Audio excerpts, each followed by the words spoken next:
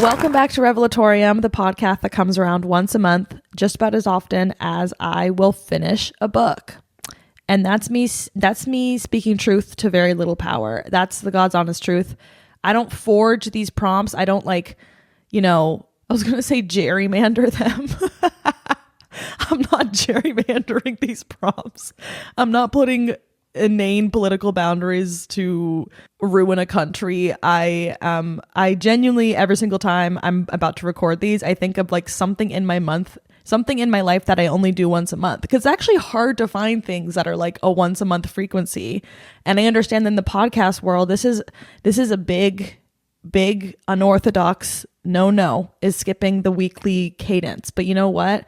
Some of us are heterodox thinkers, and we're going to carve out a once a month slot. And that's why I have to say that at the top, so that you all familiarize yourself with the regularity with which you will receive this. We have all become so finely attuned to a stream that I posted on my Instagram story. Okay, I need to talk about this.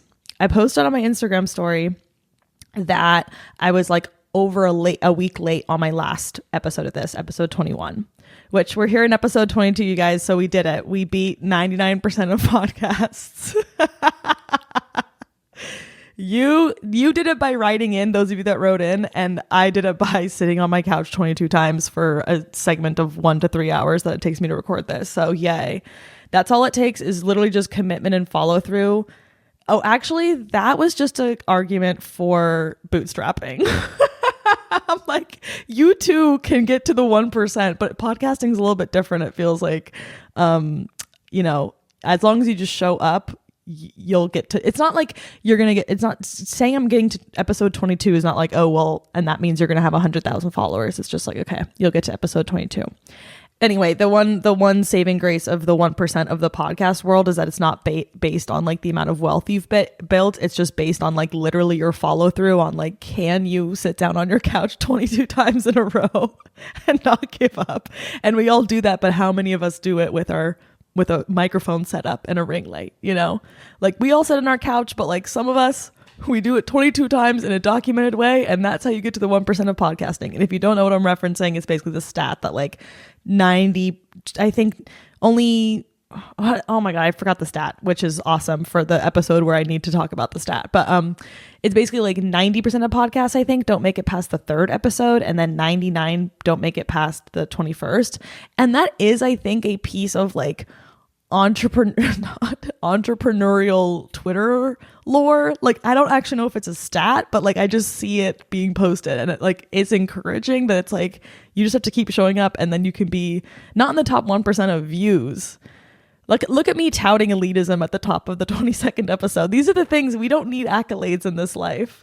Anyway, on the 21st episode, I got it out pretty late. And so I posted on my Instagram story, hey, it's going to be a week late. I know this is if you have missed me, you will recover from your parasocial abandonment issues.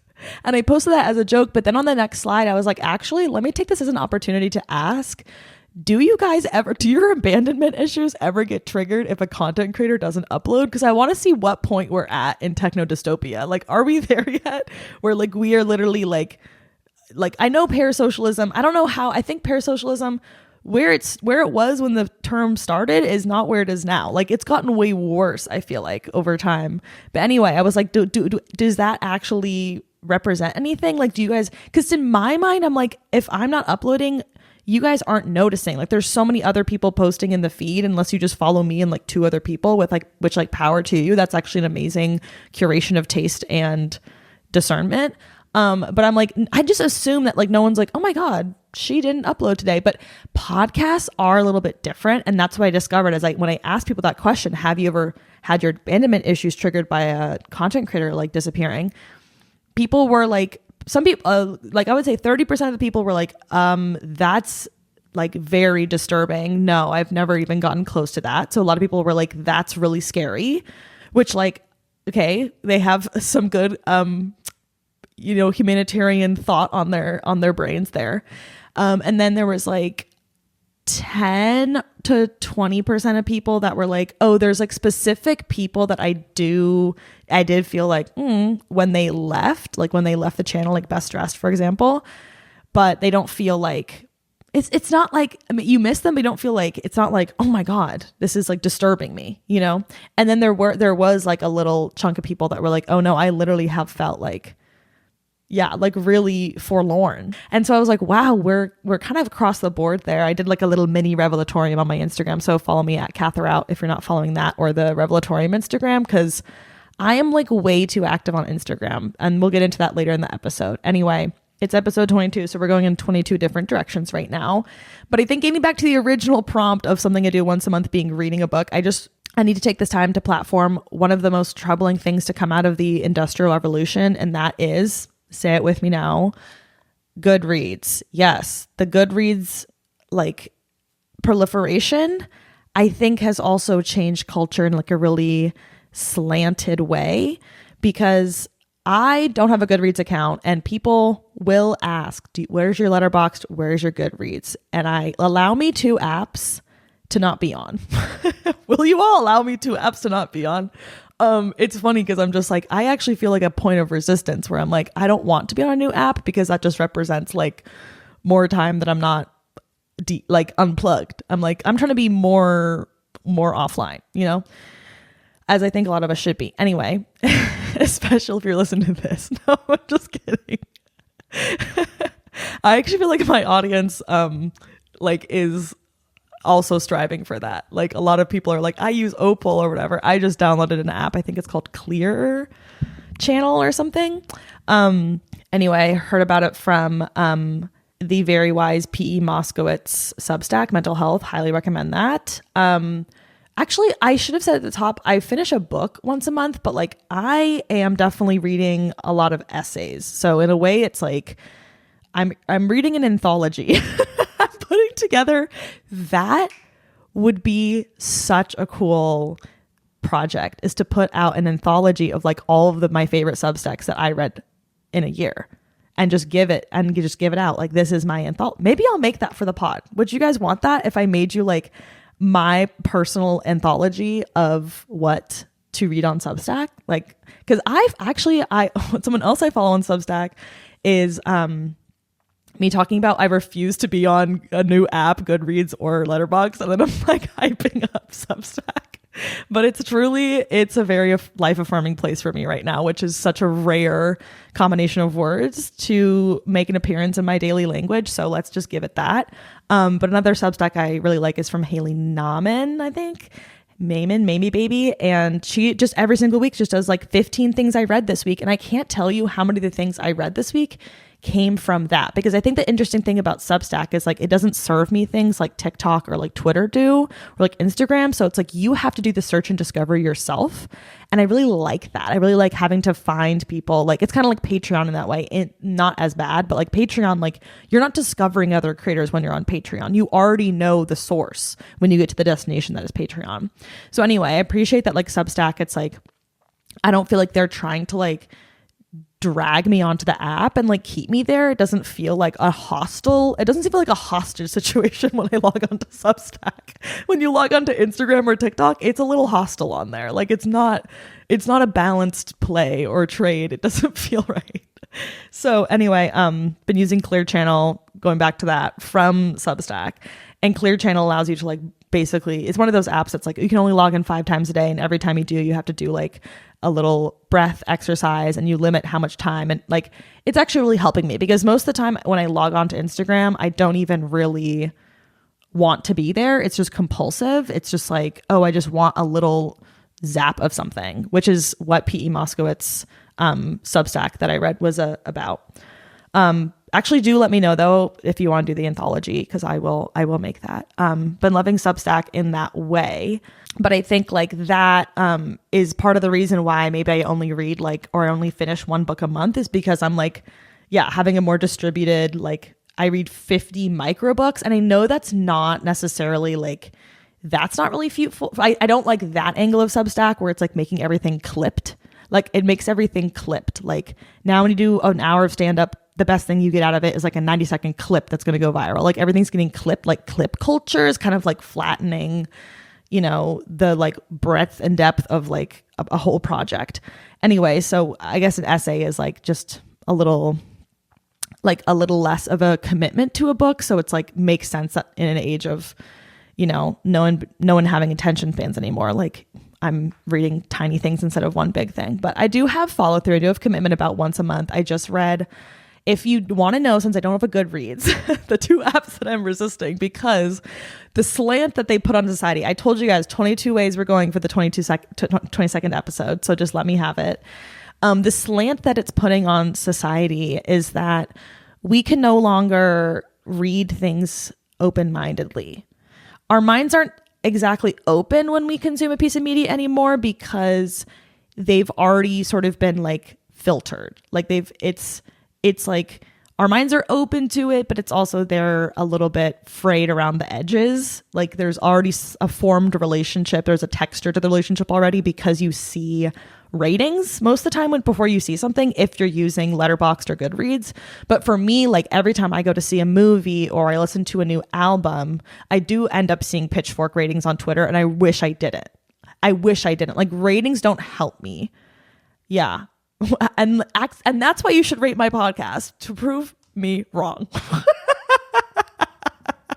If you want to change that, ratings don't matter to me. Of course, when it's self-interested and it's something about you, you're like, please rate it. But honestly, if I were a filmmaker or an author, I would be haunted to have a Goodreads or a Letterboxd review. Like, I want to write something and I want to make a movie in my lifetime, but thinking about the moment that I would have to read my Letterboxd or my Goodreads, it's like the moment that, you know, Charlie XCX is waiting for her pitchfork, you know, it's like her pitchfork rating. It's like, oh, ratings, they hold way too much weight. And yet we are also attached to them. Like, you know, we're still interested in them. We're intrigued by them, but it's sort of a Pandora's box situation. Like, you really don't want to see it because it's going to affect your esteem and sort of the way that your self-perception in a way that like really doesn't need to. Like, you don't need to form who you are based on ratings. Anyway, when I read a book or watch a movie or listen to an album, I don't look at the ratings beforehand. And like I said, I regret anytime Pitchfork appears on Twitter. And I see it because Goodreads and Letterboxd, like those don't get really like circulated. Like I feel like when a new book comes out, people aren't like posting the like Goodreads or Letterboxd score like they are the Pitchfork scores. Or maybe that's just like the part of like Twitter that I'm on. Like maybe I'm on film Twitter, I feel like, and like pop music Twitter, but I don't really know if people are posting Goodreads and I'm just not on like the book part of the Twitter. Sometimes people post a Letterboxd, but it's like rare. It's not for every movie. It's not like, anyway. I like to not look at them because most of the times when I go to consume a piece of art, it's off of a word of mouth recommendation. Like I really appreciate tapping into like tastemakers, and that could even be parasocial tastemakers, people that I just follow, that I just trust their taste, you know, like Rain Fisher Kwan. If she points out another article to read or a book to read or a song to listen to, I will listen to it because I think that she's a tastemaker and she has a really, I don't know, interesting point of view to me. So I go to tastemakers like that when I look at like what to search and discover for, because again, movies, albums, books, those don't get delivered to you like TikTok content. It's like, so I like things that I have to search and discover for. Like, I don't want all my music served to me on TikTok. I like that process, you know, and like all the places I found some of my favorite music in H&M dressing rooms. Like, come on now. Is anyone else shazamming in H&M dressing rooms in fucking 11th grade to build their playlist on Spotify? I was a very early Spotify adopter. I have playlists from, I don't even know, when I was 10 years ago. Yeah, 10 years ago. So anyway, which probably doesn't sound that early, but I remember using it in middle school. All my orchestra like conductors were like, hey, you guys should try this new thing, Spotify. You can like look at the classical pieces we're playing on there. And I was like, oh, okay. And now it's like so far beyond that. I was like, oh, it was so nascent in the streaming app days. It was like, we don't really know the full potential of this. And now there's video podcasts on there and audiobooks. Anyway, 22 directions for the 22nd episode. Let's go. So yeah, I'm going to tastemakers like Rain Fisher Kwan, And then I go to my friends, like my friends, when they mention a show to me or a song to me or whatever, I will usually put it on my list, and eventually I'll get around to it, because it's amazing to have somebody you can have a very insightful discussion about that thing after you consume it. And I really like the search and discovery process that way. I don't know if Goodreads and Letterboxd have recommendation functions yet, because it wouldn't really benefit them, because it's not like a social media app where like you're just reading reviews all day. At least that's not how I use it. Anyway, we read Acts of Service in my book club on Zoom. You can look it up on patreon.com/catherout. Always welcoming new members into our little roundtable discussion. And Acts of Service had a bad Goodreads score, and a bunch of people mentioned that when they joined the call. And I was like, oh, like I don't like looking at that, because it does impact, I feel like, how you consume a piece of media, to know that like it's like, you know, it's seen unfavorably. Like it is hard for you to be like a free thinker. Like it is hard for you to like hold your own. It's like really when these esteem, like unless you've really fractured your view of institutions, and you've like, I don't care about US News and World Report, rankings are stupid. Like I'm over all that elitist shit that I was so addicted to growing up. But like, I don't know if everyone has kind of been like, oh, it sucks. Like to let something else determine like what you value or what you like. I don't know. Long ass tirade, which is just all to say that I don't read as much as maybe you guys think I do. So I'm like, I would barely even be active on Goodreads. Like you really don't want to see it. Like I'm not. I deeply enjoy, you know, a beautiful novel of fiction or nonfiction, of the nonfiction variety, nonfiction novel. Okay, let's go. That sounds amazing. But I'm really not reading that much. I read that book, and then this month I actually did finish 2. That's why it's an unusual month. I read, and this was a book literally given to me by a friend. So, and then Acts of Service I found through articles that the author had written for a literary magazine. And that's also something I want to start actually being a patron of, is literary magazines. I really want to get the point. And then a copy of N+1 mag got sent to me from the person that lived in the apartment before, and I read it and it was literally amazing. I was like, this is an excellent collection. And I didn't realize how long it had been around. Like magazines like that, those independent type of magazines, like I'm like, if you like it, you got to throw your money at it, because like we don't get those unless we make them happen. You know, it's not like it's funded by somebody in Fayetteville, Arkansas or something, you know, some billionaire. Fayetteville is not where Walmart is. Where is that? Anyway, you're not worried about it being funded by, you know, Jeff Bezos type people. Anyway, this was given to me by a friend, like literally was in his apartment, and he was like, take that. It's F slurs and their friends between revolutions. Amazing collection of kind of like poetry, and I guess some of it's a play, and it's so abstract and like colorful, and it just absolutely captures like my political framework and sort of like my political orientation to the world, and also like the value of friendship within that in a queer context, but like talks about all genders, all different sexualities, and how like we inhibit the same, like inhibit. Well, we do inhibit the world, but we also inhabit it. We need to do less inhibiting and more, or actually less inhabiting too. Like we're inhabiting too much right now. We need to stop inhabiting the world. Like stop. And I'm not saying we need to all become extinct. I'm just saying like we need to take up less space. Like actually we're dominating the conversation too much. Like the world needs more space. Like we need to stop. Okay. It's literally this amazing, it's very short and like very sweet, very life affirming, and darling. And like, I don't know when else I would have heard about that book, but the interesting thing is that in me carrying around that book, it started a lot of conversations with people that were like, I also read that book. And it feels like I was like, oh, it'd be cool if this was like a word of mouth book. Like you only know about it word of mouth, but no, a lot of people just like found it on Amazon or whatever and just like bought it. I don't know how they found it, if not through a friend. Anyway, so highly recommend both of those. Deeply, truly enjoyed them. I don't think I'm not on Goodreads or like Letterboxd because I'm shy about like my reviews. Like I always have an opinion, but it's almost like I don't want to contribute to like, your experience of something. I just want to recommend the stuff I like without you seeing like a quantitative thing attached to it. Like like I said in another episode, I'd rather just give you descriptors of how I felt about the project, and then you go in it with like a little bit of a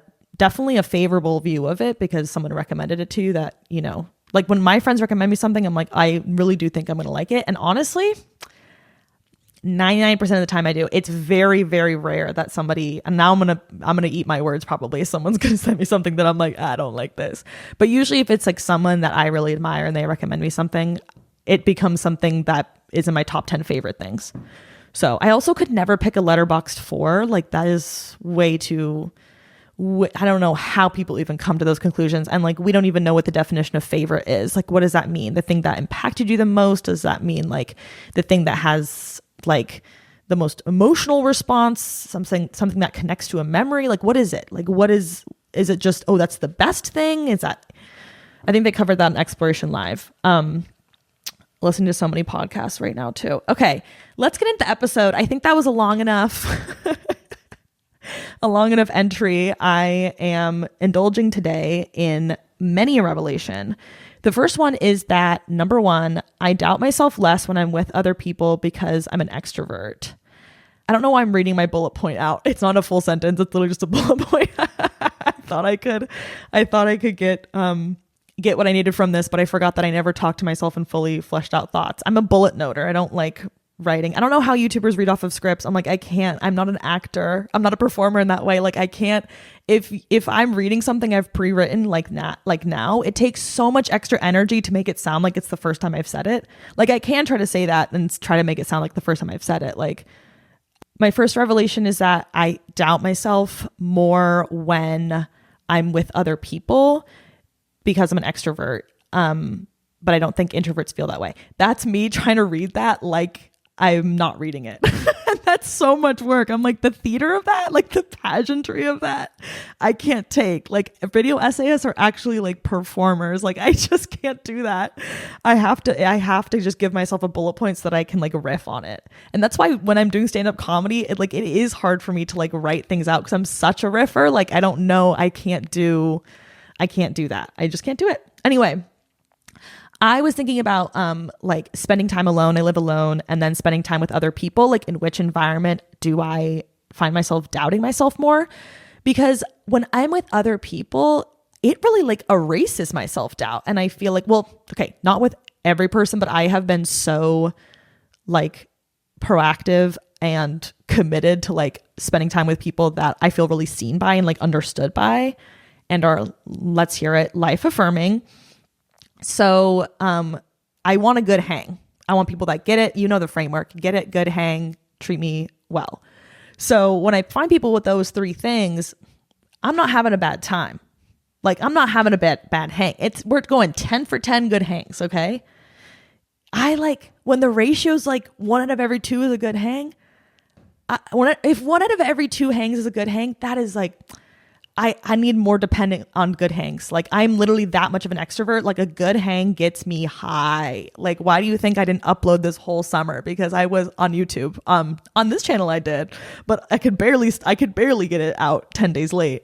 And then on my main channel I didn't. It's because like I'm just chasing all the good hangs that come in the summer when you have more light and more opportunities. So it would not work for me if my hang ratio were 50%. Like it is the source of so much of my energy. Like I don't drink caffeine because I have good hangs. Like that is literally how I self-regulate. And we all have our vices. A good hang, I don't think that is going to cause me long-term harm. So I'm sitting pretty on that. But yeah, I don't ever feel like really self-conscious when I'm with my friends. I feel like they help me be more myself.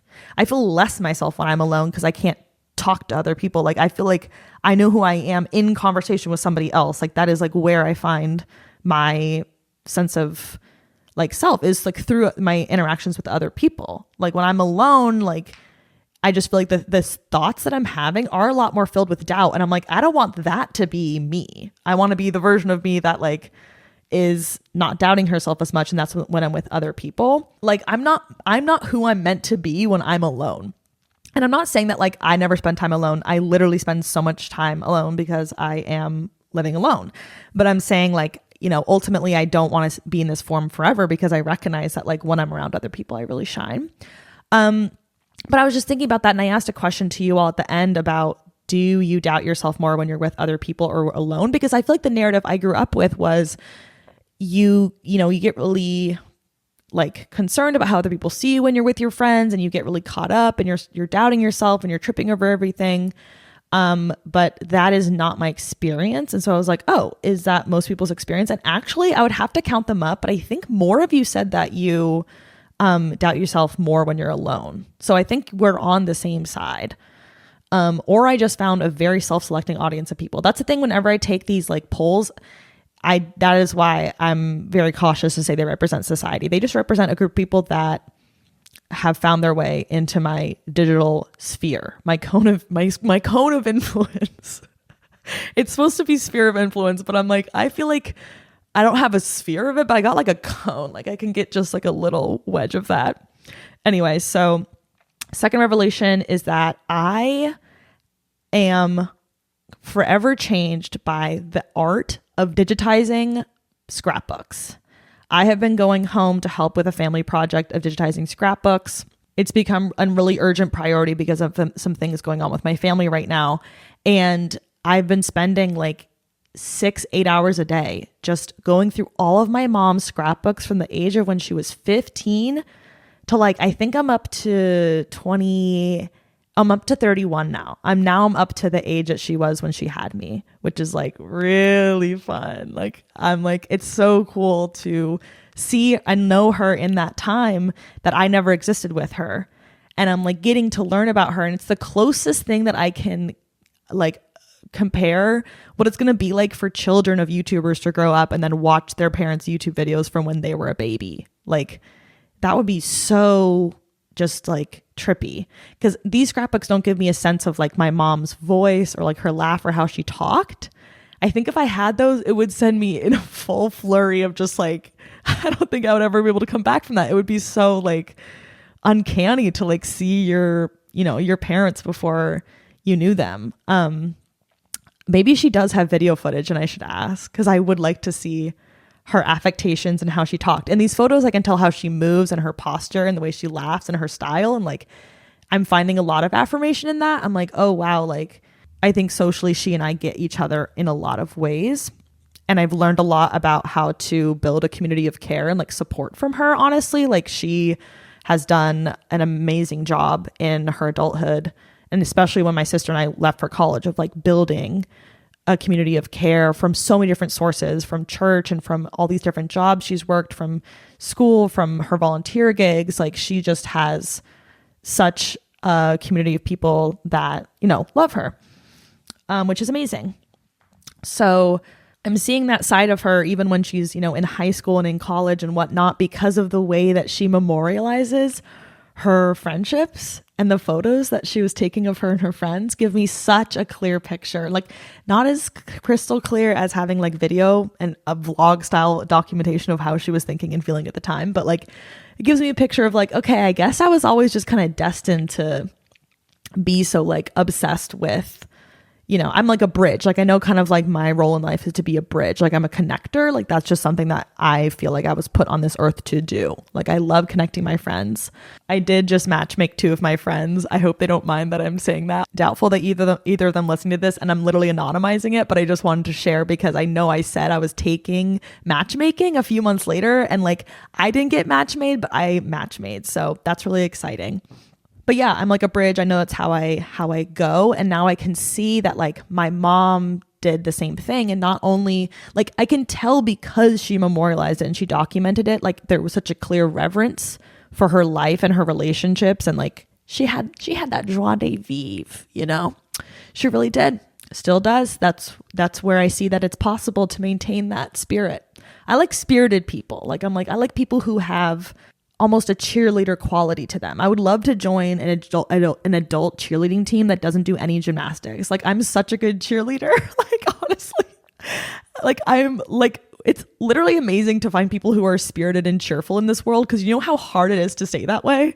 Like I think some people look at those people and they're like, oh, they're just like airheads or they're not paying attention. But I'm like, no, those people are working so hard to like not let their joy to be squelched out. Like it takes like, that's an act of resistance to be that. And there's like literally so many actual amazing political theory books about like the radical joy. And like, I just listened to a podcast about critical hedonism. Like there's so much importance in like that.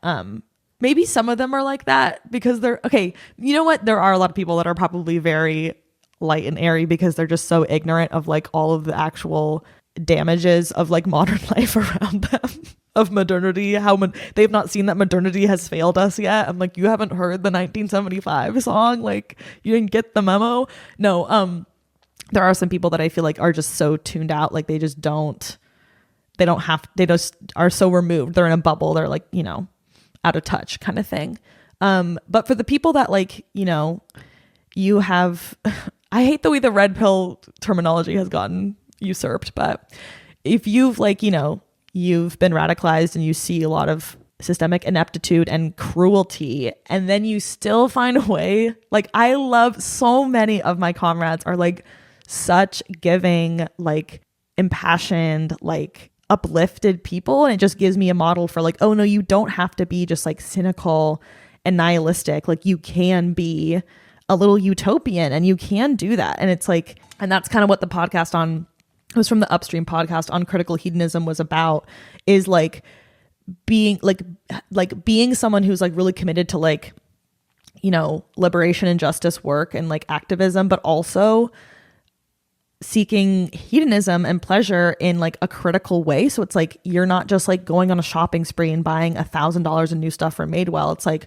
what are things that are actually like really like truly honestly life-giving, but not so harmful to the planet? It's like a good conversation. And I'm like, yes, I literally said a good conversation. And I was like, that is literally so rich to me. I'm like, no $1,000 shopping spree could ever feel as good as it is for me when I have a good conversation.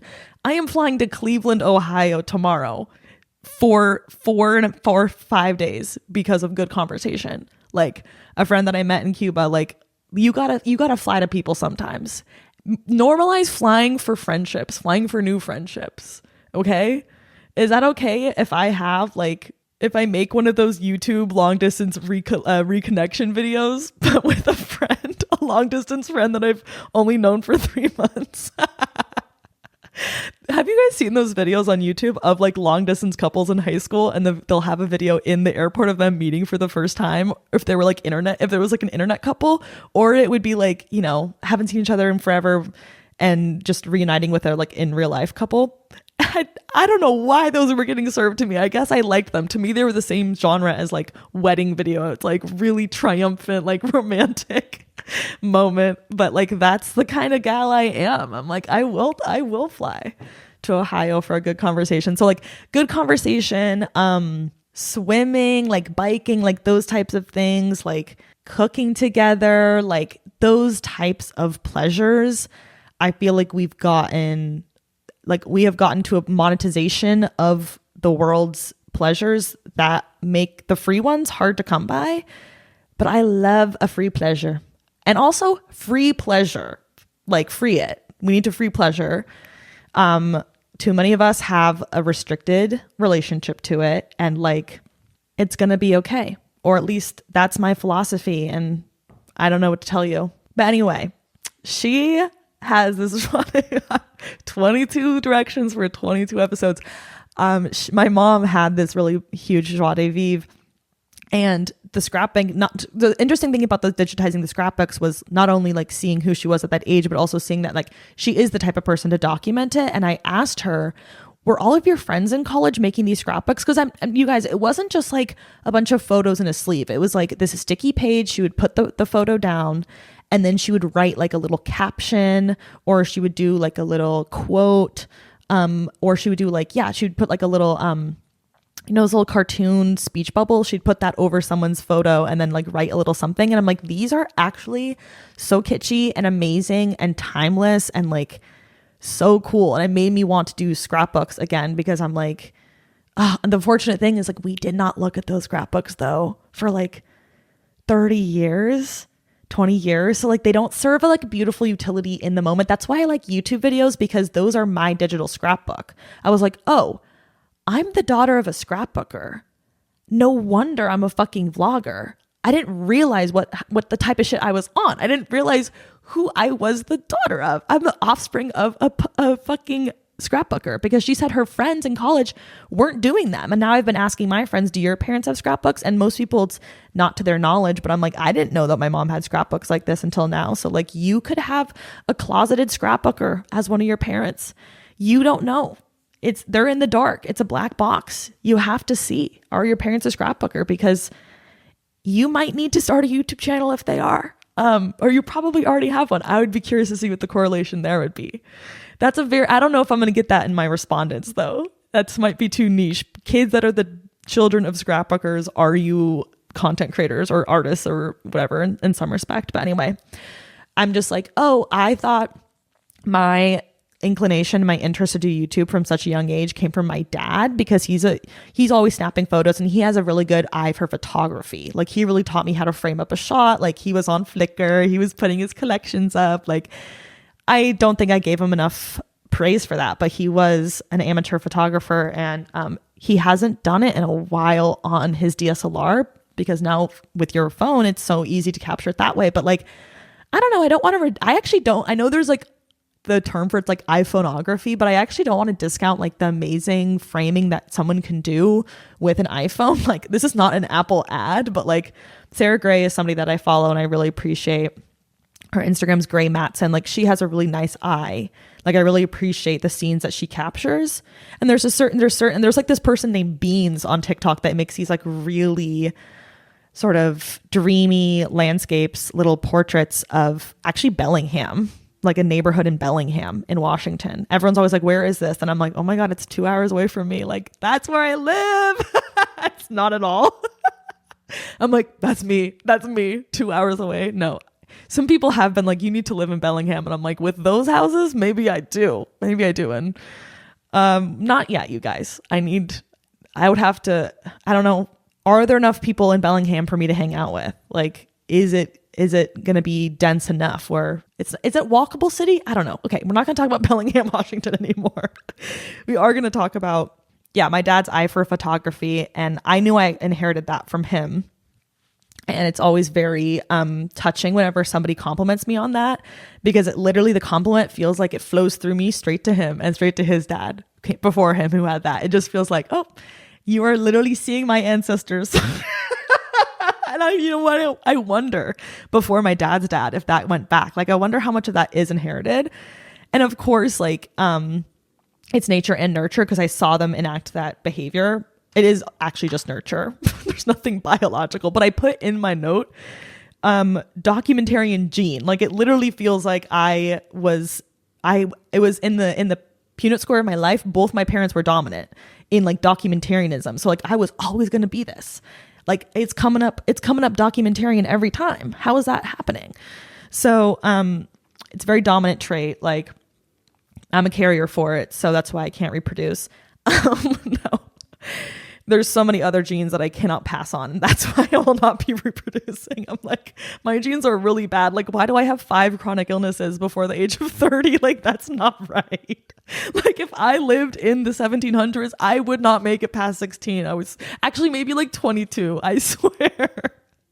Like, I'm just like, I keep telling my friends, like, you got to appreciate your time with me. And you guys too, actually.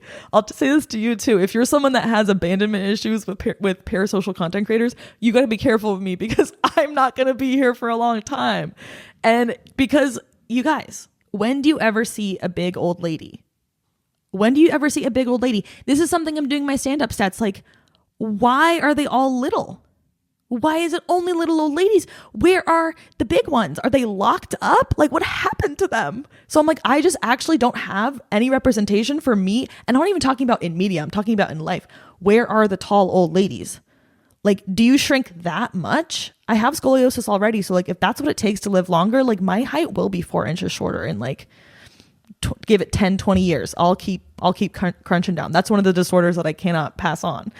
But yeah, I'm like, I'm not going to be here for a long time, especially if I keep developing another disorder every 5 years. So I'm just like, you guys, value the time now. That's why I'm after the good hang, because I'm like, you're not going to get as many of those out of your friendship with me as some other people. So yeah, it's very sweet to know that like every generation of my family will find, I mean, it's going to end with me.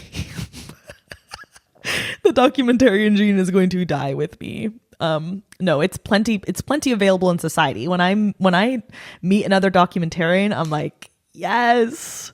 People that are posting daily, people that are posters, they're documentarians. And that's why I'm like, am I a content creator or am I a documentarian? I'm going to put that instead of my little, the little thing that Instagram lets business accounts do where they say like what they are. Right now it's video creator. I need to change it to documentarian because that's like literally what I am. But it's like, that's our modern version of a scrapbooker. So like, that's my title. I'm a scrapbooker. What was the scrapbook before the scrapbook? That's what I need to know. Like drawings? You have a drawing book? That would be so sweet. Imagine having your great grandfather's drawings of what his life was like in his 30s. That would be, that's like someone was telling me about somebody that passed away in New York and somebody found a shoebox of all her photos, like her photos from the 50s. Oh no, I think it was the 70s. And they just like, they were iconic photos and they were just going to be lost to the annals of like time. That's what it felt like looking through my mom's scrapbook was like, holy shit, like this is literally an iconic lady. Like she had amazing style. She was like so irresistible. Like I look at those photos of her and I'm like, she looks like a fucking time and a half and she's gorgeous. Like what the hell? Like this is literally amazing. And maybe you're like, oh, well, you're just full of yourself because you're half of that. Well, whatever. Like you literally should feel good about yourself. Maybe that's controversial to say on the internet, but I'm like, you should feel good about yourself instead of being like, ugh. But I'm like, you know what? It may be any insecurity that I have where like I get critical about my appearance. The way that I'm so compassionate towards my mom's appearance and I see that in her, I'm like, oh, I need to eradicate this immediately because like she should have never ever felt self-conscious. She literally her aura is glowing a million billion colors. Like it's just great. So I'm like, okay, need to process that like the scrapbook of my life, aka my YouTube videos and my photos and whatnot of me, like as long as they capture my essence truly, that's what I'm doing when I'm trying to take a photo of somebody. Is not like, let me get you posed perfectly. I'm like, let's capture just the essence of this moment. And so a lot of my photos are like off kilter or whatever, but it's like that actually does process or convey something to you. Anyway, could talk about documentarianism forever. I can't believe it's taken me this long to talk about it on the pod in this depth and dynamic. Okay. We're going to talk about, oh wow, we are just cutting loose everything for the 22nd episode. We're cutting loose tonight. Okay. Me having to literally board my plane at 8 a.m. tomorrow and it's 11:07 and I'm not even to the taking or leaving list yet. Like that's how committed I was to getting to the 1%. My elitism has not left me, but it's just like, again, they dangled the carrot and I freaking chomped at it, you guys.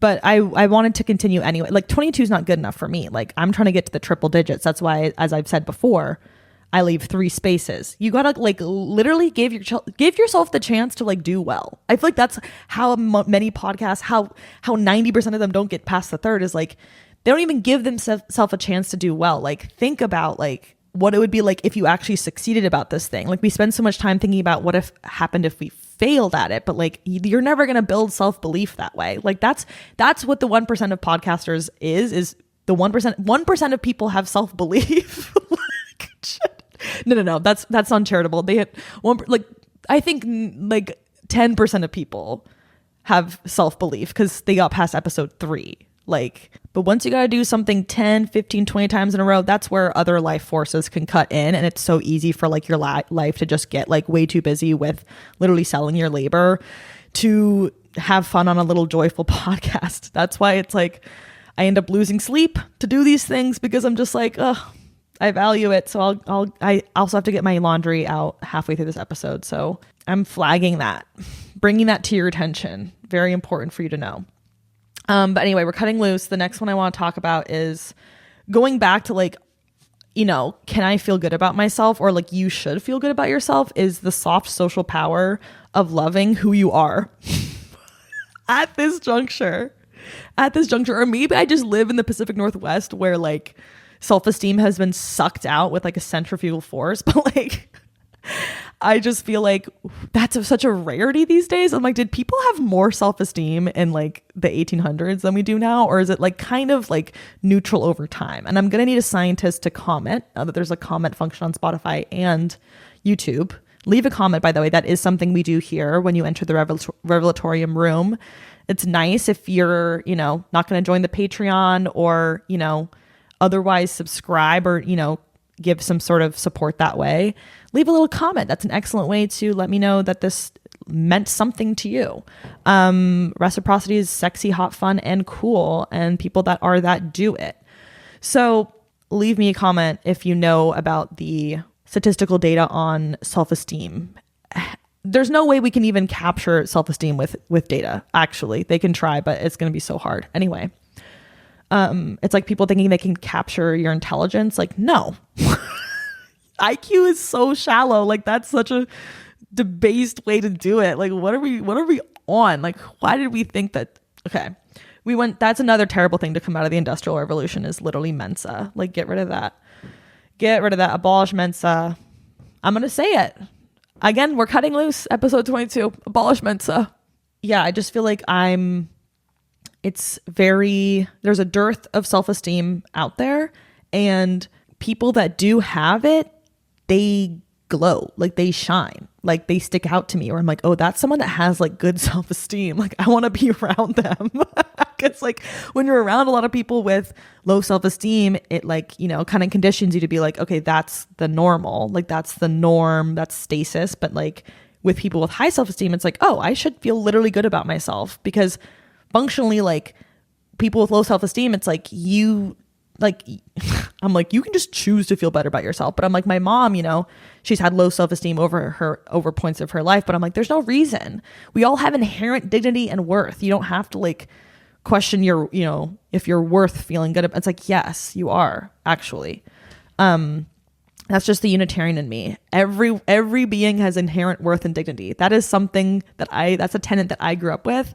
I don't remember all of the different. I talk a lot about my Unitarianism on my Patreon. It took me a while to speak on that. I've literally never seen another person be Unitarian on the internet. So like, where are they? Like, I never see them. Like, they all are more healed than this. They're not on podcasts and they're not on YouTube videos because they're psychically healed. They're not. I got somehow damaged even with Unitarianism, but that is the loose religion that I grew up with. There's no source of truth. There's no Bible. There's none of that. They don't tell you what to believe. There's just like a few tenets. There's like 7 or 9 or something. I should know this, but like, I don't have the recollection, but the only one I remember is every being has inherent worth and dignity. And that has stuck with me because that's one of my core beliefs. So I'm just like, let's get it up. And by it, I'm talking about self-esteem. Okay. So I literally feel like there is like a soft social power. Like I think that's kind of what Saltburn was about, was like somebody with really high self-esteem and how like they obviously someone with high self-esteem and is like really sexy, like pretty privileged and high self-esteem. Like, and I do feel like pretty people have more self-esteem. Probably, well, no, actually I'm not going to say that, because a lot of pretty people, their self-esteem is based on external validation, which is not self-esteem. That's like something else. So I'll take that back. But when you do have someone that has high self-esteem and is like very pretty, like somebody that I would expect has, and that's the thing is like the internet and movies, it's very deceptive, but like some signals of high self-esteem to me, I feel like I'm actually, I'm crossing paths with podcasters that do like manosphere stuff right now, talking about what self-esteem means. Like I feel like I'm like a bro coach right now. But I feel like when I catch it or like catch the glow from it, it's usually like Sabrina Carpenter for me. I'm like, she seems like she is really the lyrics that she writes are very confident, and that could be a character, that could be a character, but I don't know. I think Charlie XCX, obviously Brat was about a lot of her insecurity, but I think that is like actually the marker of someone with self-esteem, is that they can talk about their insecurity. Like in a way, like I feel like that just affirmed for me more that it's like, no, like she has self-esteem, but it's like hard won.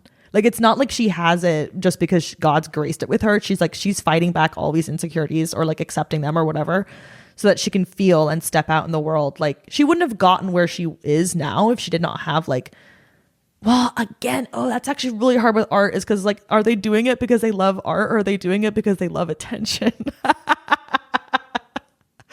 I saw an article where Lena Dunham was interviewed, and she was like, I definitely was more interested in the art, but everyone thought I was interested in the attention. And I'm like, I'm definitely interested in both. Like, I have benign neglect, so I need the attention as well as, you know, I like expressing myself for the sake of it. Okay.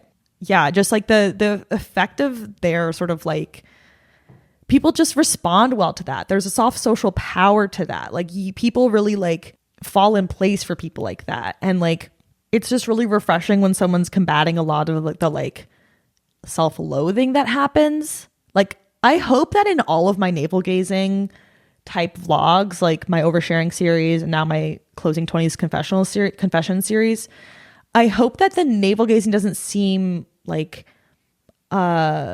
self-loathing. Like, that's not what it's about for me. Like, I really literally love who I am. Is that okay? Literally, is that okay? I love who I am. Like, and that comes through. Like, people clock me as that. Like, I can't go on stage and stand up. I can't make YouTube videos without people being like, no, you're a confident person. And I'm like, no, but like, I don't, I'm like, no, you don't understand. Like, I'm not. It's because I want to feel like confidence is natural, but like, I think it actually is hard won. Like, I'm scratching and clawing to keep my self-esteem alive, you know? And self-esteem is not what you feel in the peaks, but in the dips. Like, once you start losing attention, do you still have self-esteem?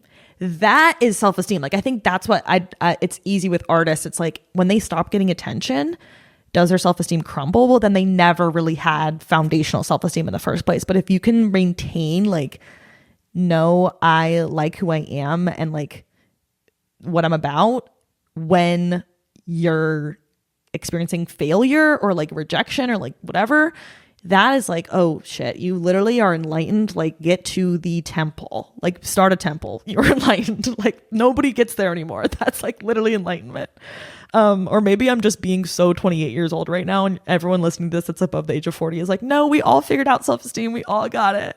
But no, I've met plenty of people with ranges of self-esteem at every age. But maybe it does. That's the problem, is I don't have enough intergenerational relationships. I'm like, maybe it does get better over time. And I'm just seeing that like right now it's kind of, we're in scarcity mode because I'm around a bunch of 20s and 30s people, 20 and 30ans. So yeah, basically I just can't get away with self-loathing. Like, nobody believes it. Like, nobody believes it when I express insecurity. They're like, what? No. Like, I swear to God, you guys.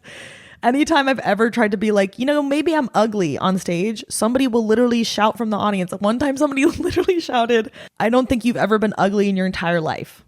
And if that wasn't the most damn ass healing thing, I was like, oh my God, why is my self-perception so warped that like I am treating myself this way? Like, it's, people don't even believe it. They're like, people will not let me feel that way. They're like, no, you actually have to be confident. You actually have to have a lot of self-esteem.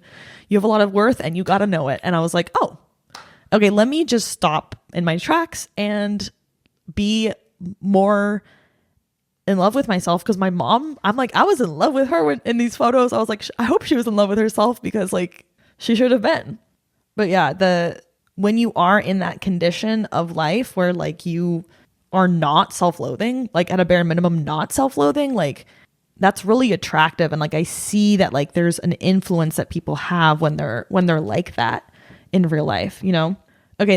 This next one, so pleased. This feels like some of the fruits of my Saturn return right here, is like these types of revelations, is that maybe even more so than we need to get good at being rejected is, okay, maybe not even being good, just accepting it or like making peace with it. Even more than that is figuring out how to be good at rejecting, like being the person who's doing the rejection. Like, think of how much less work we'd have to do on receiving rejection if we actually worked on the supply side. Supply side economics with rejection. Like, that's so important. Like, tap the market, stocks going to infinity. We're going to be so rich if we can all figure out how to get good at rejecting. Have you ever received an amazing rejection? Because I just did. And I was like, I didn't know it was possible. And I asked that on the podcast form that I send out. You can follow the Revelatorium Instagram or the YouTube channel for those links. I asked, like, have you had a good rejection? And that was one of the least answered questions on the survey. I was like, it doesn't happen a lot. It doesn't happen a lot. But I'm like, I just saw evidence. I just saw Bigfoot. Like, he's real. He's in the forest and he's good at rejecting. So we all need to make our pilgrimage to the forest so we can get rejected well by Bigfoot, and that will be healing. Imagine a rejection being healing. Like, that is setting such an actual, like, hysterically good standard for it, but like, it can be that way. And the person that rejected me, like, literally owned up to like, oh, like, I'm so much better at rejection than I used to be before. And I was thinking about, for me, the times that I have committed rejection, which feels like a sin, but like, that is very important. And I actually think rejections are compassionate if it's like truly incompatible and it's not going to work. You don't want them toiling away trying to make it work and spending all that energy if you know it's not going to. Or even more so, if you're not willing to do that work, you got to just let them know, like, hey, it's not. Like, if you literally don't have it in you, I've rejected before where it was too hard for me to like say the full truth or the full reality of the matter. So I kind of like hedged it a little bit and like softened it up, but it did not actually make for a cleaner sort of like break or like rejection. It made it harder. And so I'm like, oh my God, I just experienced a rejection so good that I literally said thank you afterwards. It was done in a really mature, caring, respectful way. I think that's what happens right now, is a lot of times people just ghost, which is not caring, compassionate, or respectful.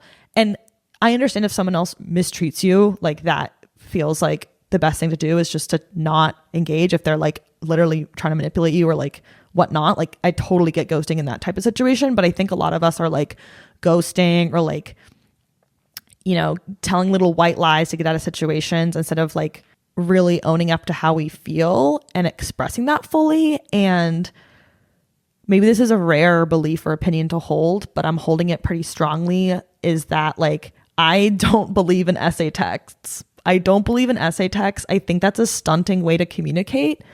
I think that discredits like having the emotional tenor of what you're delivering available with it, like a text, or like having that conversation in person. When I was rejected, I had the conversation in person, and like, that is getting rarer and rarer. But do you remember when Taylor Swift was on Ellen DeGeneres and she said that Joe Jonas broke up with her over the phone, and that like was so dastardly and terrible? Like, the audience was like, oh my God. Like, I feel like that's so, we're all getting rejected over our phones all of the time. People are sending essay texts, people are not sending them at all and just ghosting. Like, that's the norm now. Like, doing it in real life, like in person, like setting up a time to hang out just to reject somebody feels like so, why would I do that? It's a waste of time. But it's like, actually, it's going to make it so much better. And even like a FaceTime, if you're not in the same city or something, like, come on, like, we gotta like give a little bit more of ourselves to these rejections. We want to pull away from them and we want to avoid them and we want to like give so little to it. But it's like, what if you could actually be really caring in your rejection and think about like how to make the other person feel valued, even if they're not going to be, you know, in your life in the same way anymore, you know? Speaking on vague terms, and you're going to be able to apply that to your life in whatever ways are helpful and leave the rest. Like, if it doesn't apply to you, keep it pushing. 2 more revelations. We are like going mega mode this month. I have been thinking about the concept of a champion of all things. I've, never been a jock. I've never been like into athletics really. I am into like, or maybe not, maybe I'm into athletics, but not sport. Cause like I love riding my bike and I love canoeing and paddleboarding and swimming. Like I love the athleticism of that, but like, I don't really like sports, like organized sports. Yeah. That's what my theory is. Anyway, I I've never really thought about the word champion, or it's like not really in my vocabulary, something I think about, but I was camping with three straight men, which is like very rare for me to be in their proximity for that long in that intimate way. And so I was sort of studying their culture, because they never want to be friends with me. So the best I do is just like seeing them in our camp from afar and studying them. Like when I get my first straight man friend, it will literally be like an asteroid hit the earth. It'll be so, because they don't get it. Okay. Or just the ones I have met so far don't get it. Anyway, I was talking to him, he was grilling, and I was asking one of the straight guys how often, he said something about like, I said something about breakfast of champions. And then I was thinking about the word champion, because I was like, well, what would make this breakfast for us champions? Like, what is a champion's? I don't even know what a champion's, what is that? Just like a really good meal? I don't know what that actually means. What is the breakfast of champions? Like, can that be anything? So what was the original breakfast of champions? So I was like, how often do you feel like a champion? Just, that's the beautiful thing about camping. Good Conversation Central. When you set up camp, that is now the headquarters of Good Conversation Central. So I asked him that, and he actually gave me an answer. He was like, I would say about 50% of the time. And I was like, 50? I was like, he was like, yeah, what would yours be? And I was like, how often do I feel like a champion? Maybe 8% of the time. And then I was like, was this gendered? Were our answers representing our genders, or was it detached from our gender? I was like, okay. So I started asking to more and more friends, and I have people of all different genders representing themselves along the spectrum. And I'll read from some of you guys in the survey, because of course I asked you. I had to get more data, had to sample more data in the lab of my life. And apparently that is what people who have their Mercury in Aquarius do. So working backwards, I got that gene too. By the day that I was born, I got that gene to be in the lab. So then I was like, okay, I love asking this question, because not only does it give you, this is like my latest party question. I don't like party questions. I heard somebody on another podcast that was like, here's my favorite party question. It was like something about like, if you cloned yourself and had sex with yourself, would it be considered incest, masturbation, or cheating? Which is actually, if you're going to ask a party question like that, might as well make it philosophical. I feel like people are always asking, oh, what are the top 5 places you want to travel, or something like that. Like, it's very like coworker conversation. It's like not, I'm like, no, I want to hear something a little bit more unconventional than this. So, my party question would be like, how often do you feel like a champion? Because when has anyone ever asked you a question like that at a party? Like, I'm sitting next to you in the line for drinks. I'm like, hey, how often do you feel like a champion? Like, if someone turned to you and asked that, would you be intrigued, or would you be like, not today. No, thank you. I don't want to do this.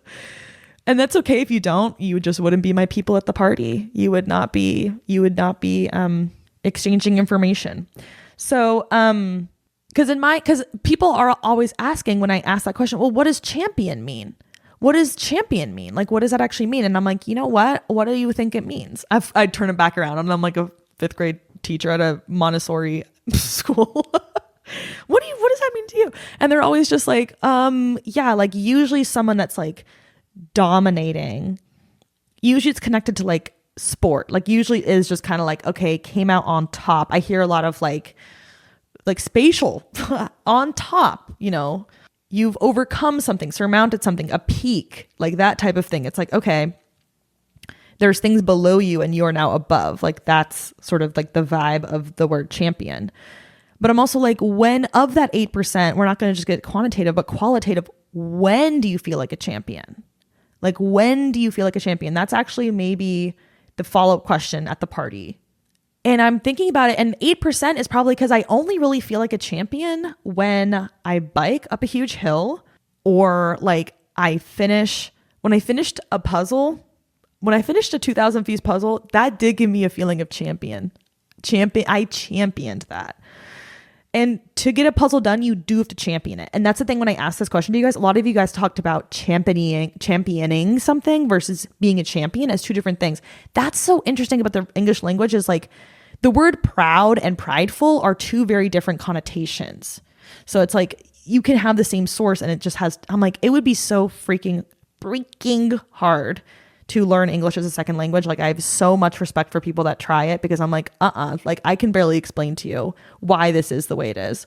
But yeah, finishing a puzzle. And then like I was in this like little inner tube situation going down the Yakima River here. Highly recommend, literally transformational ascendant experience. We had to paddle to the shore at one point because a couple people like, didn't like fall out, but like basically just got detached. So we had to get them back together. And then basically we were almost not going to make it to the shore. Like people were like, we're not going to make it. We're not going to make it. And I was like, yes, the hell we are. Like row. I was literally a 6-foot tall coxswain in that thing in my inner tube with a freaking Frisbee as a row. I was like, well, you can do it. Like go. We got it. We're almost there. Like literally I was like, wait, I don't like sports, but why am I talking like a high school basketball coach? I did play high school basketball, so I think I got that from her. But I was like, going back to the cheerleader thing, 22 directions for 22 episodes. Going back to the cheerleader thing, I'm like, I literally am a cheerleader. Like we were capable of doing that. It just took self-belief. It took literally self-esteem to believe. And somebody else and everyone else that was like, we're not going to make it. I was like, yes, we are. And when we did, I was like, how good did that feel? Like you literally just prayed to catch the bus and then you ran as fast as you can, which is one of my mantras in life. And also just in this episode or in this episode of my month being that one episode equals 1 month. Like that's a unit of time. Bro, last month was an episode. That's literally how my life goes. Like if you know how some people are like, oh, yeah, we've been together for 3 quarters, like making fun of like business speak. It's like, oh yes. Oh, when did we go there? Was that 4 episodes ago? Yeah. Yeah. Making every month of your life an episode. Like I love to Truman Show my own ass. Like that is actually so fun. And you can do it too if you want to be a documentarian. Woo! The coolest documentarians are the ones that are actually just doing this shit and then not posting it anywhere and it's just for themselves. Like that's actually amazing. That's the difference between like the scrapbookers. Like scrapbookers never got to go viral and going viral kind of ruined the sanctity of it. So I understand that this is a very like YouTube and podcasting is a perverted version of scrapbooking. Like it's not quite as dignified or maybe like not even dignified, just maybe dignified. Whatever the first word that comes out of your mouth, there's something meaningful to do with it. But anyway, yeah, when I got to shore, I was like, oh my God, I literally feel like a champion. Like I just believed that we could do it and we did it. And we, if you encourage each other, you can literally do it. And these are the words that a cheerleader would say. Like, this is what I'm saying. Like took me 28 years. I never did cheerleading in high school. Cause like the people that did cheerleading weren't my people. And like I said, I'm always after a good hang. So I'm like, if my people aren't doing it, I'm literally not doing it. Like if my friends are not jumping off the cliff, like I'm not doing it. And that's what we need to talk about more is what happens when they don't jump off. Yeah, I never did cheerleading because I was like, those aren't my people. And also I'm literally too big to do tricks like that. On trampolines, I can barely do a front flip, you guys. I have to bounce in the middle. Okay, if that makes any sense to you. I know it's been so long since so many of us have tapped into that joy, but I've been trampolining this summer and it's been absolutely just indulgent. But yeah, the cheerleading of us getting to the shore definitely activated that within me. But like, I don't feel like a champion when I'm dancing or when I'm singing or when I'm making art, like, because I think champion has a very competitive edge to it. Like, I don't make art from a competitive place. Like, I don't make it from like, I'm trying to dominate other people. And I think some people are making it that way. Mr. Beast feels like that. He feels like he's trying to be a champion on YouTube. I'm like, I don't want to be a champion on here. I just want to be a little documentarian, as we've discussed. That's why I don't feel like a champion more than 8% of the time. Cause like, I'm just not really seeking like as many competitive pursuits. Like I didn't really feel like that was spiritually lifting me for like the first 20 whatever years of my life. Like I was just doing way too much competition or it was just provided for me. It wasn't even like I had a choice. Like that's what school is. It's just so much competition, you know? And it's like, oh my God, we don't need to have everything on a curve. We don't need to all see each other's grades. Like it was such a competitive environment in my high school. Like, and I'm like, ugh, I don't need that anymore. Like it wasn't like psychically fruitful. So now I don't really do those things as much. I think the things he had mentioned or the other people mentioned when they feel like a champion usually is like more like sports related stuff or like movement related stuff. But he even said like when he makes a good Excel sheet, he'll feel like a champion. I'm like, okay, there is something divine masculine about that. I love making spreadsheets. I make 3 tab ones for my camping trips, but like, I don't feel like a champion when I do that. I don't feel like a champion. No, I do not. So thinking about that, and we'll ask you about that, or already have in the past. And now we get to read your answers. Okay, last revelation. Thank you for being here. Is on fame versus legacy. Because as we all know, fame is perverted. It's literally a perverted condition in society. We should not have celebrity to the extent that we do. It represents like something maladaptive that happened to us 30 to 90 years ago. But I read this, let's say it together, amazing substack from Haley Nauman, where she was talking about fame and how like it's something like if you are secure enough or you're mentally well enough to handle the consequences of fame, you don't need its spoils. Like if you are feeling very whole, you will not want to receive all of the like mistreatment you receive by being famous. Like nobody should want that. Like it's really damaging, and it doesn't have to be the way that the world works, but like that's part of it. Literally, like we need to free celebrities, I guess. I gotta be careful what I say on this podcast, because sometimes I will get to a conclusion like we gotta free celebrities, and that's where it's like, well, we do gotta free Britney, so maybe I will trust myself that there was some insight going on there. But like I think like that quote really struck me, because she's just talked about her own experience gaining like, you know, a few 100,000 followers, having that level of fame, which is much different than having, you know, worldwide recognition. I mean, even for her, she just feels like, oh, like I don't regret it, but like it's every time that she has reoriented like her version of success, or like what she wants more around like things that are already in her life. Like, oh, success would be spending more time with my loved ones. Success would be like, you know, working more on my creative projects. Success would be like orienting things around more just like, oh, being somewhere, like living somewhere that I really like those things provide much more than like orienting her success around, oh, how famous am I getting? Like how much notoriety, attention am I getting? Like that's just not actually a balm for the soul. Like it doesn't do anything. It leaves you so chapped. Like there's no hydration to that.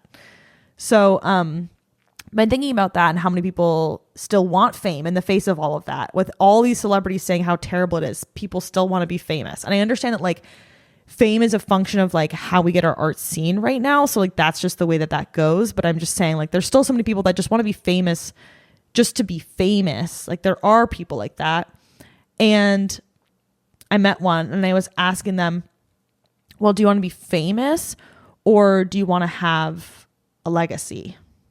Like I care more, but as a documentarian, the cultural practice of documentarianism is about legacy. It's about like my mom's legacy is legible to me now because of her scrapbooks. I didn't know her legacy before me, you know? So it's like when you're documenting or when you are influential, like you have a legacy. Like somebody I think about who's not famous but has much more impact on my life than any famous person ever will was like my occupational therapy professor from college. Like she literally changed my life. And so many people that I know have said that because I've introduced them to her course and had them take it. And they all said the same thing about her. Like she is actually so just divine. And I have said as much to her in a letter. So like she's the one that introduced me to the artist way. Like she just like really, really was such a source of so much good. She helped me like she was the lead facilitator of like my grief group in college when I was mourning loss of my best friend. And so like She just meant so much to me. And you have no idea. If I said her name right now, you would have no idea who she is. So like her legacy is so much bigger than her fame. Like she touches the lives of like, I don't know, 1,000 kids a year. So like in her whole career, maybe 40, 50,000 people. That's actually a lot of people. Maybe 1,000 people a year is overreaching.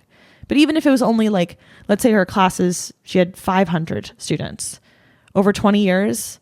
That's, you know, who wants to do the math? 10,000. That's 10,000 people. The one good thing my competitive school gave me was like, okay, I need to get so good at math because everyone here is like so good at math. It's really weird being around people who are just so good at math. It's like, wow, where did you all go in society? We never have to use it anymore, so you never know. But I would like to know if someone was like randomly really good at math. I'd love to know that. So yeah, I've been thinking about like what metrics we use for like success. And I think fame is used, but legacy is the one we actually care about.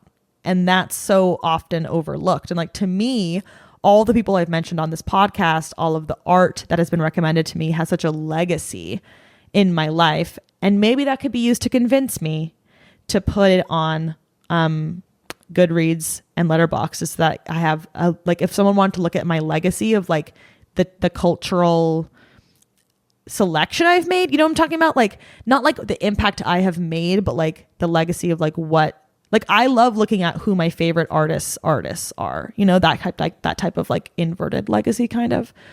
But, I feel like that's when someone is a documentarian or historian, like I can really feel it when someone's like really passionate about like, okay, I just believe in like the project of legacy. And that's what the movie Coco is about, if anyone knows it, the Pixar classic. And that's why I loved it so much, because I was like, that's a movie for sentimental ass people.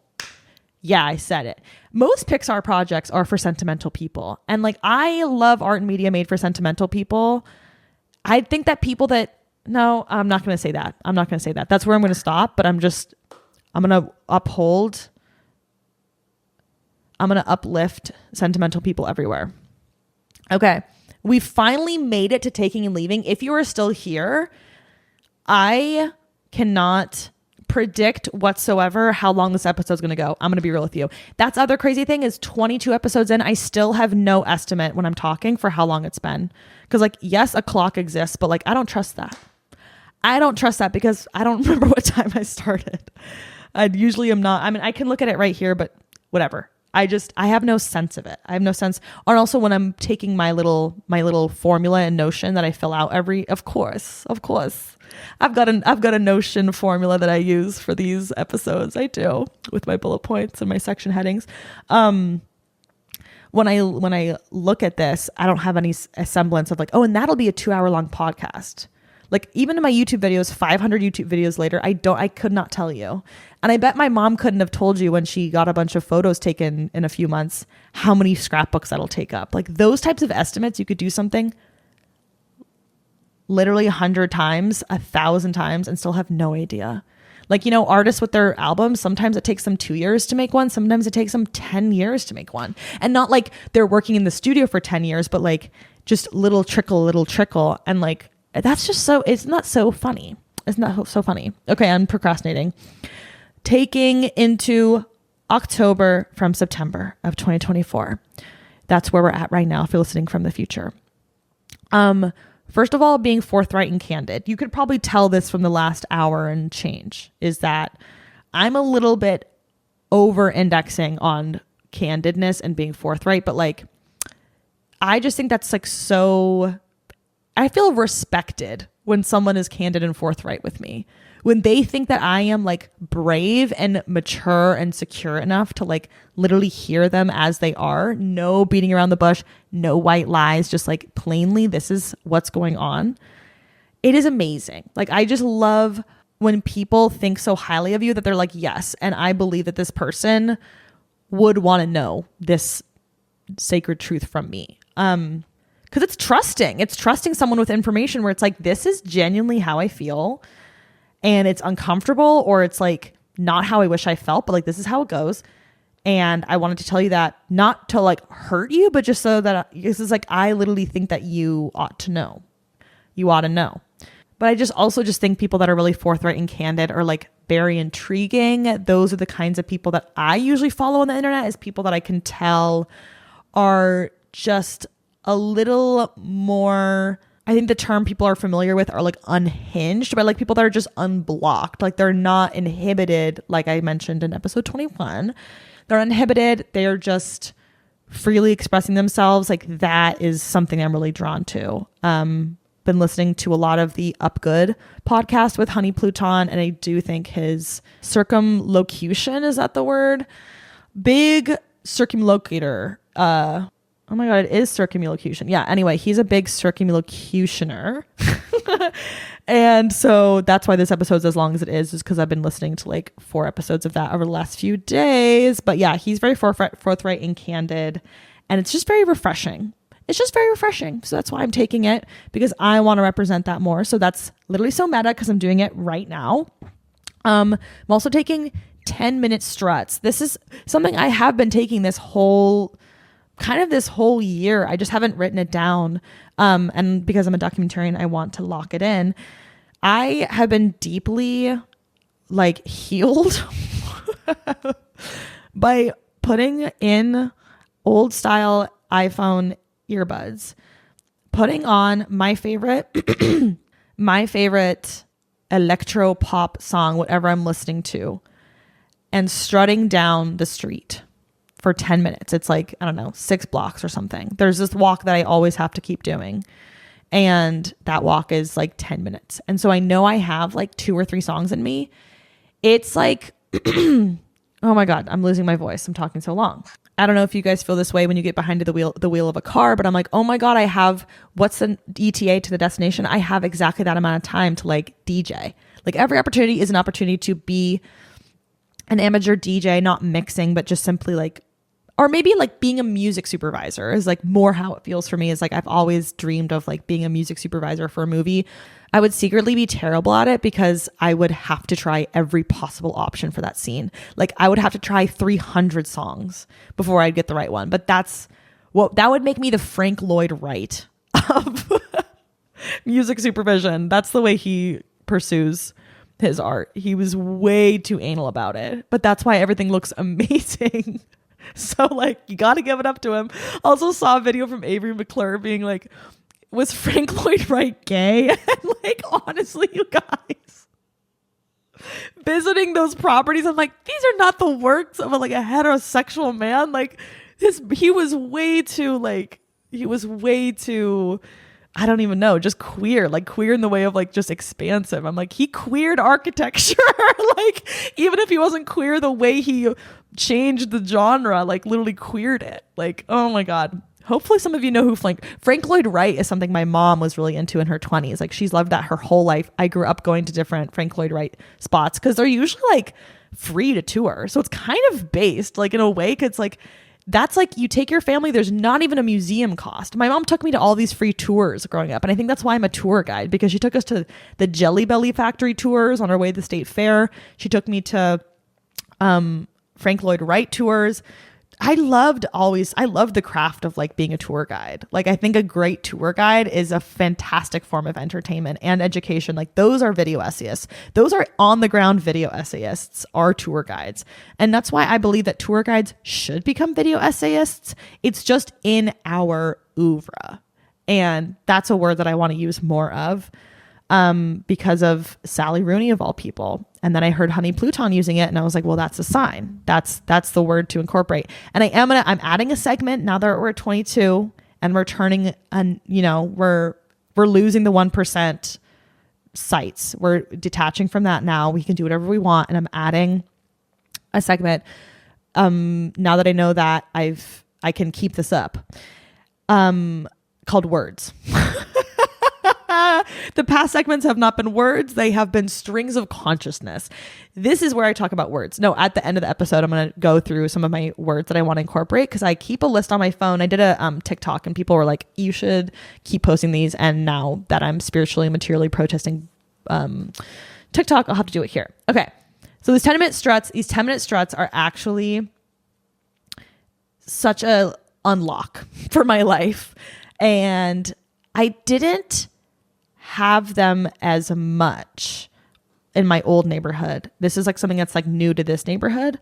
And I know a couple other people in my life that have the same pattern. They do the same thing. So I have been sort of influenced to do this, and it feels amazing. It literally feels amazing. I don't have anything else to say on it. Like, it just literally feels amazing. I'm also taking nighttime driving music. This is a new genre that I'm like trying to boost or like socialize more. Is like, you guys know that there are songs that sound better when you're driving at night, right? Like there's a, Blood Orange, like that's meant to be listened to behind a dashboard driving over a bridge. That's actually where that's supposed to be listened to. So I just made a Spotify playlist for it. If you want to listen, I just started, like, I got the first dozen songs in there, but I'll keep adding as I hear them. I also have a Spotify playlist for biking. It's like, I call it Roller Baby. So it's kind of like disco-y biking music, if you like that. I just like realized I don't really promote my Spotify playlist, but I am very proud of them. And I do think that they're quite good. There's a couple more popular ones, but I'm lifting up the ones that I've never publicized before. I have another one for like cunty music to like grocery shop with. That one can be used to strut too. So if you need like strut music, trying to be the most unfuckable person at Trader Joe's probably is the title of that one. So there's quite a few good little collections of ditties for you to sample, but nighttime driving music, I haven't made a new one in a while because I'm not someone that does like monthly playlists or like yearly, whatever.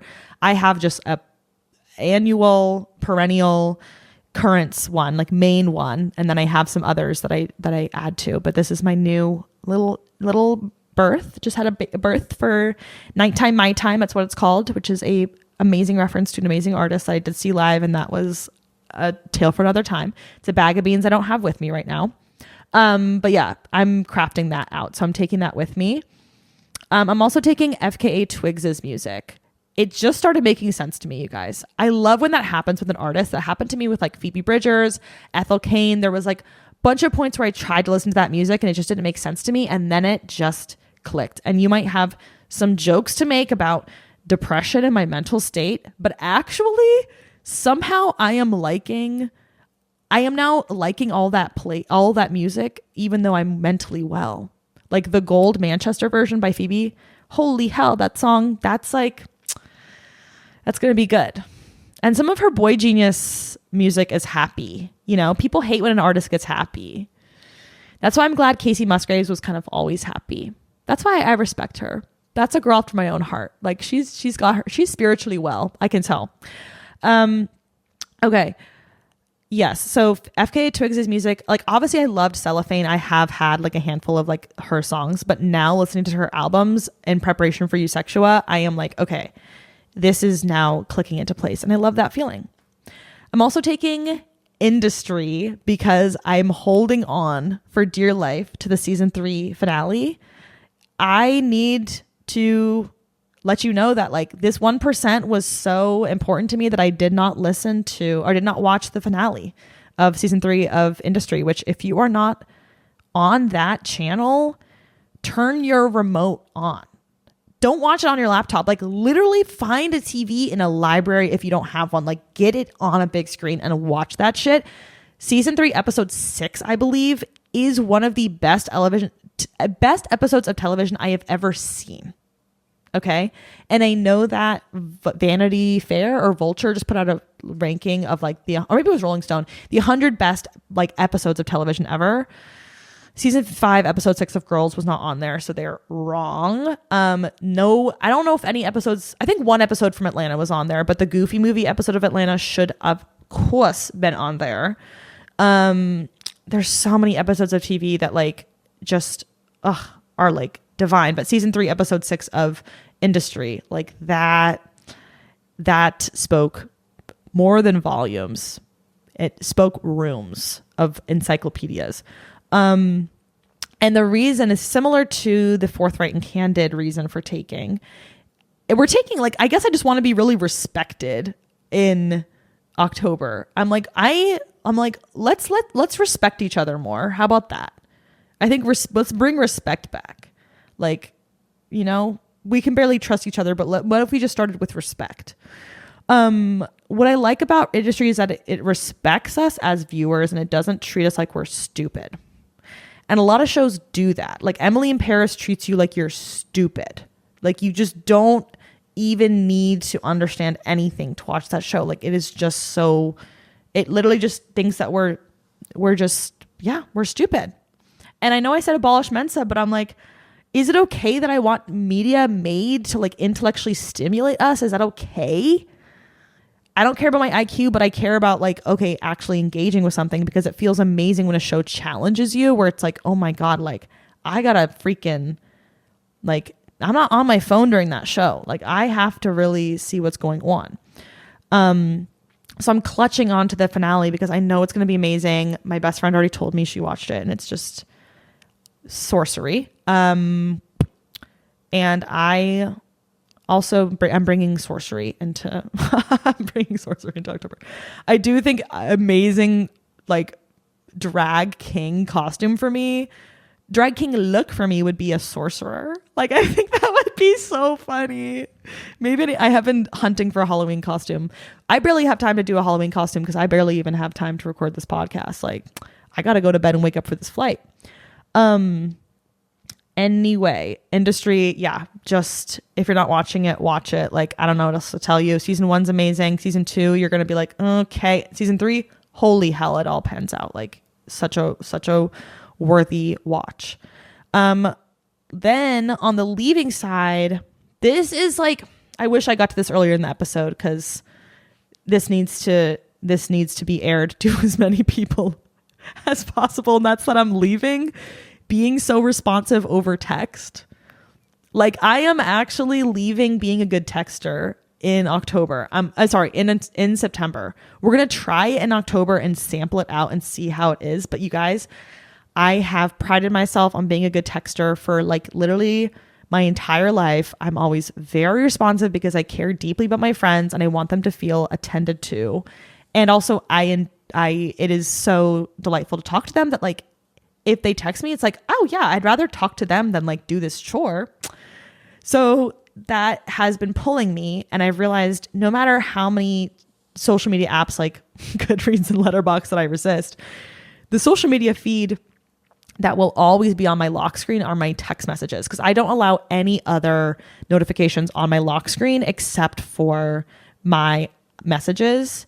Not even my email makes it on there, like my personal email. Like not even that makes it on there. I only allow texts. So I thought that was helping me detach more from like the dopamine trough on our phones. But actually I found that because I'm so responsive over text, it becomes sort of like, it just like spins me out where like I could take 40 minutes instead of like, you know, like 40 minutes wasted on TikTok. I could also not waste, like it's never, the thing is like, it's never wasted talking to my friends. I think that's why it's so easy for me to like do it, because it doesn't feel like time wasted. Like I really enjoy talking to them even over text. It's like, there's still fun things to text about. And I know that texting isn't like a full form of intimacy. Like it feels like, you know, it like I said with essay texts, like you're not, it's better to have these like long conversations in person, but it's still like, there's a lot of insight to be had, especially when you're not able to be together very often. And that's why I'm like, I am, even now when I feel like I have a strong sense of community in Seattle and like in real life relationships, like in the week, I never feel like I am at a loss for like someone I can hang out with. That's a beautiful, amazing point I've made it to in Seattle. I'm so happy to be here. Like even if I feel like, even feeling that way, I still want to connect with my long distance friends. So like I am texting them a lot. And I've just realized that like it derails my life. Like it really like in the same way that like a social media feed can. And I feel terrible saying that, but I think I need to give myself permission to release my SLA of like a minute. Cause in a way I'm like, okay, well they know I'm always with my phone. Like most people now, your phone's in your pockets, on your desk, it's in your hand, whatever. People are texting at the dinner table. Like we know that like you're capable of texting. So I'm just kind of like, well, why am I going to beat around the bush?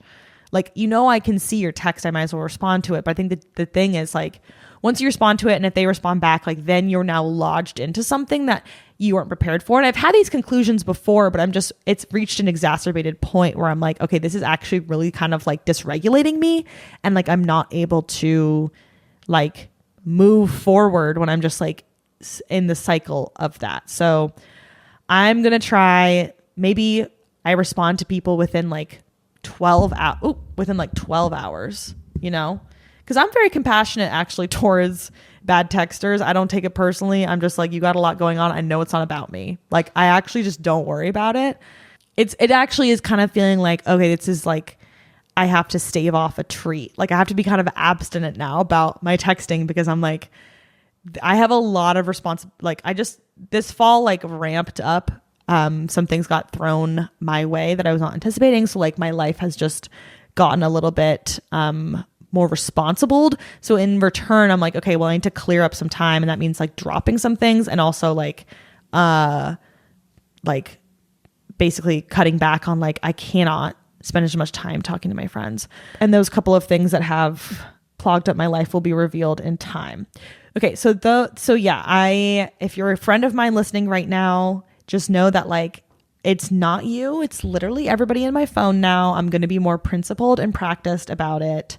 And I'm not responding to you because I don't love you. I actually love you so much that I don't want you to feel like my texts to you are like compulsive. Wouldn't it be so funny if I communicated with my friends via my fucking podcast? Very few of them are going to hear that, especially this far in the episode. I will let them know that like, well, it's like, I don't even really think that I need to like let people know. I think they can just adjust to it. But like, for the people that I do text more, I probably will I already actually have been socializing it. I have just been like, hey guys, I think I need to be less responsive over text. Like, big life update. I think I'm going to actually save the real big words debut for the next episode, because we are running so long. But you already got oeuvre out of me, so that's one word.